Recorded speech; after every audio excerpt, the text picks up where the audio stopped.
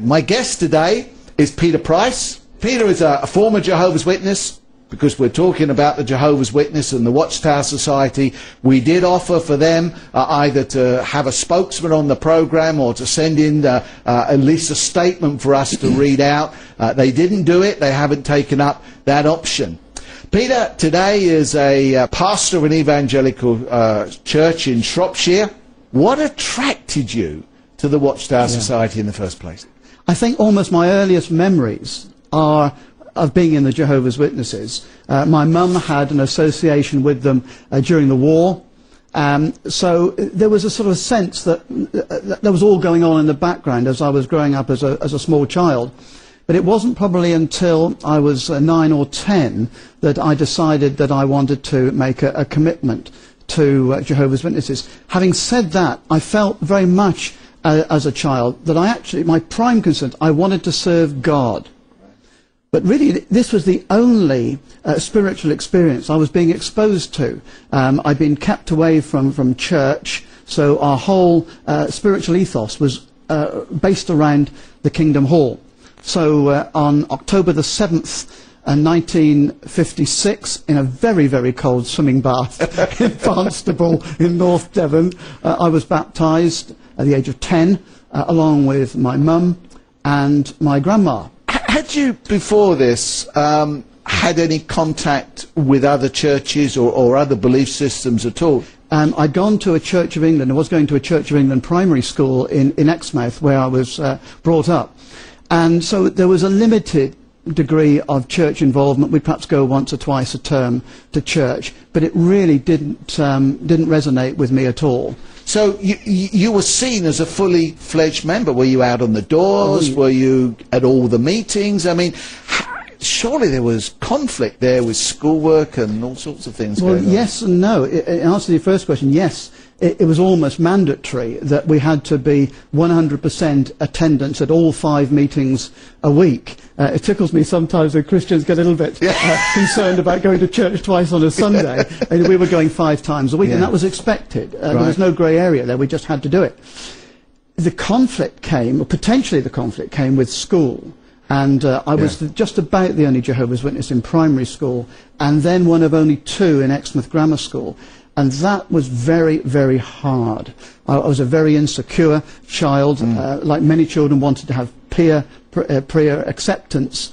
And I felt very much out on a limb with that, very isolated, particularly during Christmas. When, of course, I would be the only one not involved with Christmas celebrations. The teacher would come round and would say, as we get close to Christmas, is there anybody here that won't do Christmas cards? Is there anybody here that won't be coming to the Christmas service? You know, and it was, I knew it would be, I'd be the only one who had to stand up. So yeah, that was, I found that very, very difficult. But if you're sure that what you're doing is right, and I was sure, that tends to carry you through. The issues, I think, came more when it came to things like exams, homework and the like. Because the witnesses were then, and still are now, very focused on the end of the world. Christ coming again and Armageddon and so forth. So everything was geared around that they would say, well, don't worry too much about your 11 plus, because Armageddon will be here. No, that was 1956. Still waiting. Still waiting. And the same was true of my when I got to 5th form, GCEs and so forth. Don't worry about that. Don't worry, because Armageddon will be here. You won't have to worry. So everything was geared to that end time. Did you get persecution in, you know, whatever form it was? Yeah, I mean, persecution perhaps be too strong a word, but yeah, there was sort of mickey-taking, as kids do, don't they? And I did feel, sort of, as I say, isolated.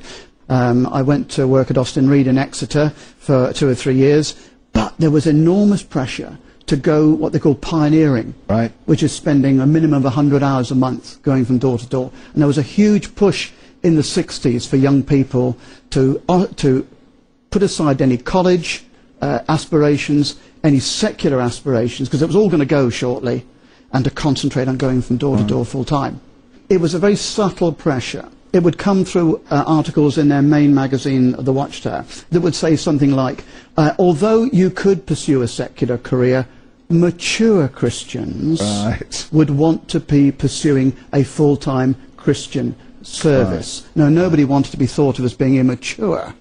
So, thus, in 1965, I decided that I would become a full-time pioneer for Jehovah's Witnesses. How much of a struggle really was it for you to give up your job? I mean, did you really feel in the end, I am going to do this for Jehovah's sake, and whether I like it or not, I'm literally going to do it for his sake and leave it there?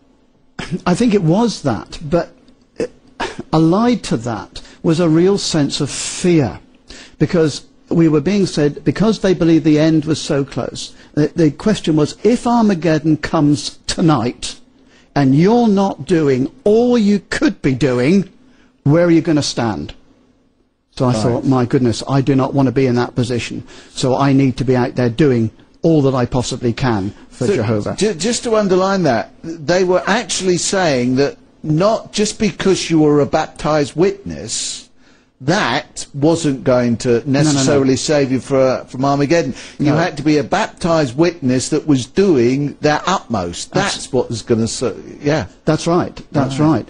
So there was a mix, really, of commitment and love and fear, all mixed in together. You became a pioneer. Give us a little bit of detail of what they mean. What sort of brings them out, makes them different to your ordinary common or garden witness? Yeah, pioneers commit themselves, regular pioneers as it's called, commit themselves to spending a minimum of 100 hours every month going from door to door, selling, as it was in those times, it could be different now, selling 100 magazines, conducting so-called Bible studies, which is really a process where you endeavour to convert folk to Jehovah's Witnesses. And that has to be done every month. Each month we had to fill in a form which was sent off to the headquarters in London and then on to New York, where every call we made was documented. Right. But of course there was no remuneration from the Watchtower Society. We've had one question come in. You're talking about Armageddon. Yeah. And they're expecting Armageddon. Their understanding of Armageddon is that God will wipe the wicked from the face of the earth and only Jehovah's Witnesses would be left. That is their understanding of the Battle of Armageddon. Right. But is Christ actually going to come back to this earth physically? No, I mean they believe that actually for them this will be almost like a third coming, because they believe that he's already come. Their understanding is that he returned in 1914, albeit invisibly. So nobody saw it? Nobody saw him. Just as you were looking forward to Armageddon in the 60s, still 45 years later, people are still looking forward to Armageddon. Yeah. Don't they get a bit tired of waiting? Well, you would think so. I think the difference now, from my understanding, is that in the 40s, 50s, 60s and 70s, the Society put a series of dates on Armageddon. I think they have realised the folly of doing that and no longer put a date. But it was, for our ministry in the 60s and early 70s was date-driven. Right. No question. You would say that it was this sensing of what was coming, this sensing of pending doom, basically, and only being active was going to save you from this pending doom.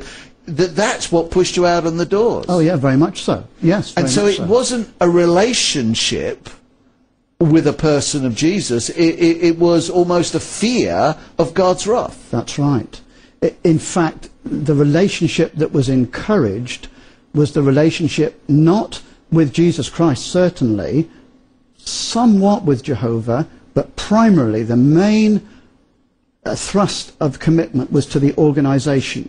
And I remember going to an assembly many years ago, a convention, and the keynote speaker said, when the organisation says jump, the only question that we should ask is how high.